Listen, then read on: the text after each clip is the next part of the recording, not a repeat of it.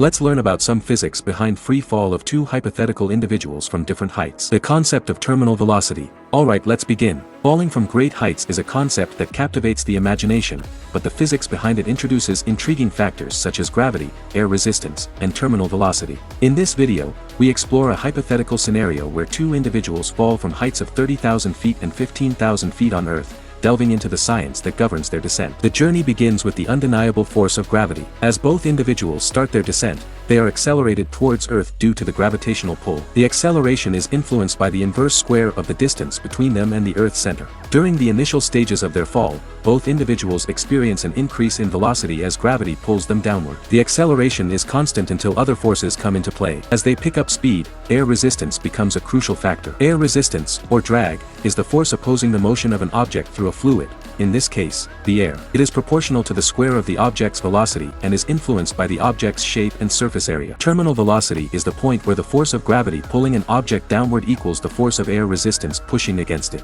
At this equilibrium, the object's velocity becomes constant, and further acceleration is balanced by increasing air resistance. As our falling individuals continue their descent, their velocities steadily increase until they reach terminal velocity. At this point, their speed stabilize, and the forces of gravity and air resistance achieve a delicate balance. Several factors impact terminal velocity, including the mass and surface area of the falling object. Heavier objects experience greater gravitational forces, while larger surface areas encounter more air resistance. The interplay of these factors determines the specific terminal velocity for each individual. In our scenario, the two individuals falling from different heights will have distinct terminal velocities. The person falling from 30,000 feet experiences a longer period of acceleration due to gravity, resulting in a higher terminal velocity compared to the person falling from 15,000 feet. Cut to the conclusion. The physics of falling from great heights is a dynamic interplay of gravity and air resistance. As our hypothetical individuals descend, they undergo acceleration until terminal velocity is achieved, marking a point of equilibrium between gravitational force and air resistance.